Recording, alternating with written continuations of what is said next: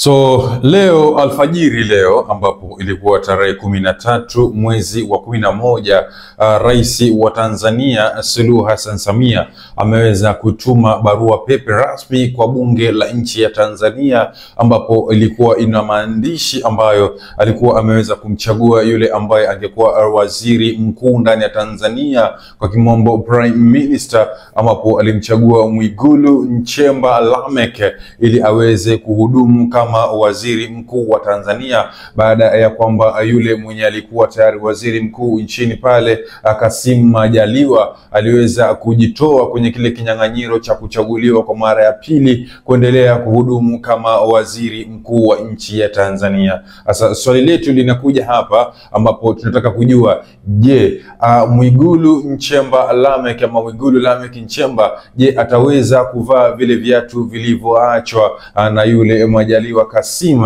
Na tuanze kuangalia ni kipi ambacho ama ni sifa zipi ambazo Mwigulu Nchemba Lameck ako nazo. Tujue ya kwamba Mwigulu Lameck Nchemba ni mmoja wa bunge ndani ya bunge la Kitanzania, ambao ameweza kuchaguliwa na jimbo lake kule Iramba Singida, ambako aliweza kuzaliwa na kusoma shule ya chuo kikuu nchini pale Tanzania, ambapo inaitwa Dar es Salaam University, ambapo aliweza kuhitimu na mpaka sasa tunavyoongea ana takriban miaka 50, ambapo ameweza kuingia kama waziri mkuu, kujiunga na wale nitasema 9 kama si 10 waliopita tayari pale kwenye waziri mkuu. Sasa tuko hapa ili tujue ni kipi ama ni wapi kati ya wale mawaziri ambao waliweza kuwa tayari.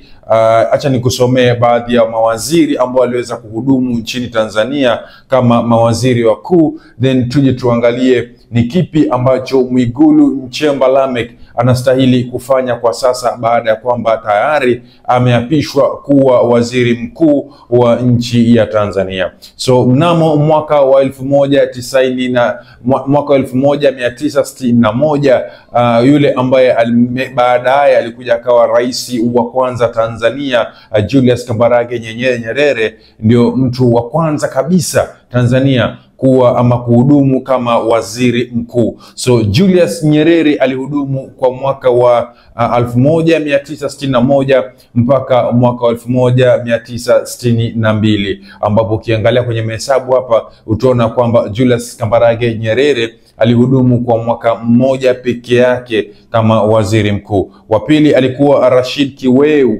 Kawawa, ambapo alianza mwaka wa 1962 mpaka mwaka wa 1977, ambapo utaangalia hapo kwa hesabu utaona kwamba ameweza kuhudumu kwa takriban miaka 15 kama sikosei, miaka 15 aliweza kuhudumu kama waziri mkuu. Kuna Edward Sokoine naye pia vile vile, Edward Sokoine ambaye alianza kwa mwaka wa 1977 mpaka mwaka wa 1988. Kaja Cleopa Msuya mwaka wa 1980 mpaka mwaka wa 1995. Kaja Salim Ahmed Salim mwaka 1984 mpaka mwaka 1985. Ukaja Joseph Warioba mwaka wa 1985 mpaka mwaka wa 1990. Ukaja mwingine John Malaisela mwaka 1990 mpaka mwaka 1994. Frederick Sumeya mwaka 1995 mpaka mwaka wa 2005. Edward Lowassa mwaka wa 2005 mpaka mwaka wa 2008. Mizengo Pinda mwaka wa 2008 mpaka mwaka wa 2015, ambapo alichukua Kassim Majaliwa mwaka wa 2015 mpaka leo ndo ameweza kutoka kwenye kile kiti rasmi ambako Mwigulu ameweza kuchukua kile kiti, ambapo Kassim Majaliwa ameweza kuhudumu kwa takriban miaka nitasema miaka kumi kwa ile huduma pale nchini Tanzania kama waziri mkuu.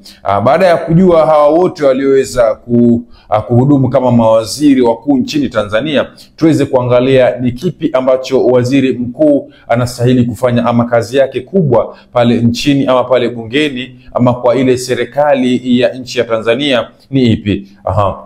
Tujue kwamba majukumu ya waziri mkuu nchini Tanzania ni pamoja na yafuatayo ambayo ninakusomea, ambapo ni kuongoza shughuli za serikali katika bunge la kitaifa.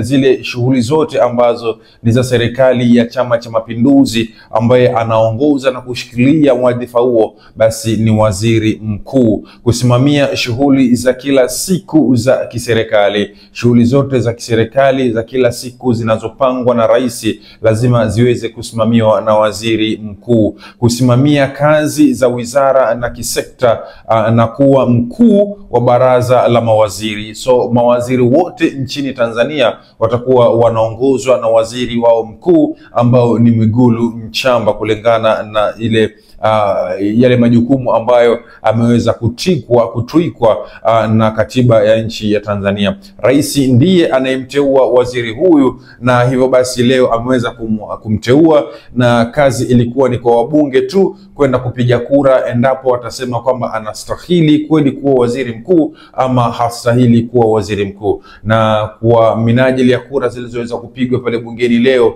imeonyesha kwamba Mwigulu Lameck Nchemba ndiyo atakuwa waziri mkuu wa nchi ya Tanzania kuanzia mwaka huno wa 2025 kuendelea. Tusijue itafika lini, tusijue mwisho atatoka lini.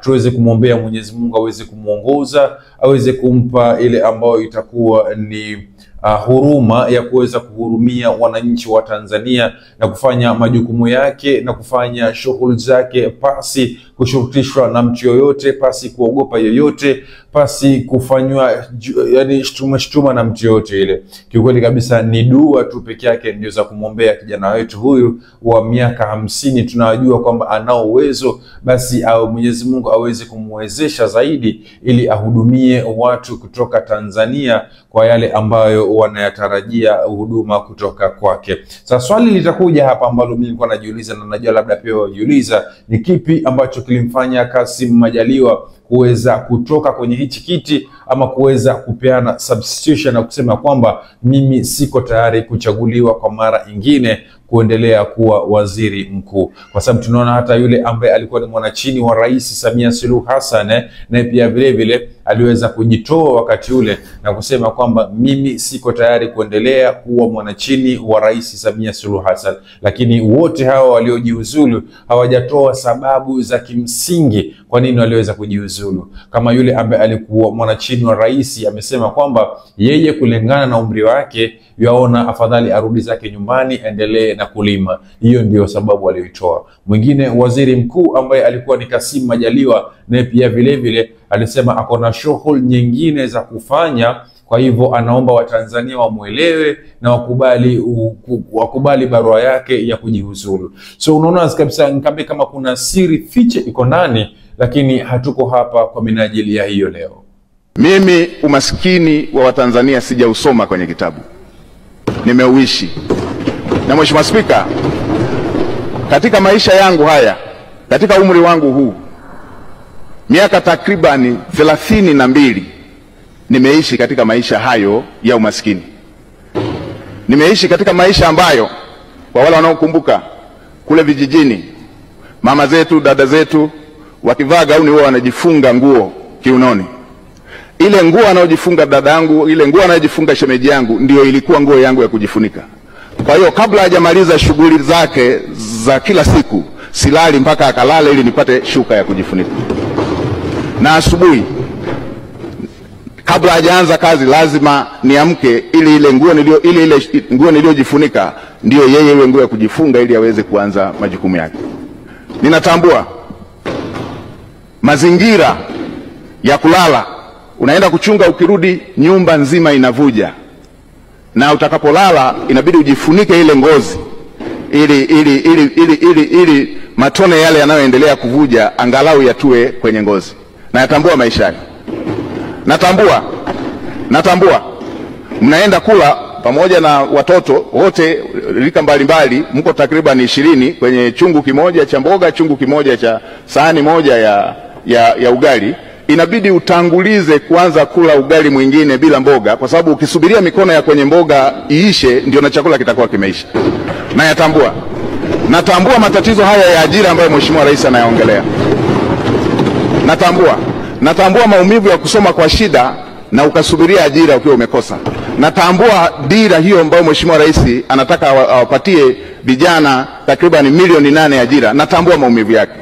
Nilipomaliza chuo nimefanya kazi ya kubeba zege kwenye kiwanda cha matofali ili upate kipato cha siku, na mke wangu akiwa anapika mamalishe, na wakati mwingine wakati anawagawia wabeba zege wenzangu wengine walikuwa wanatoa maneno makali. Natambua adha hiyo. Niwahakikishie Watanzania hasa wa mazingira ya chini watasikilizwa kwenye kila ofisi ya umma.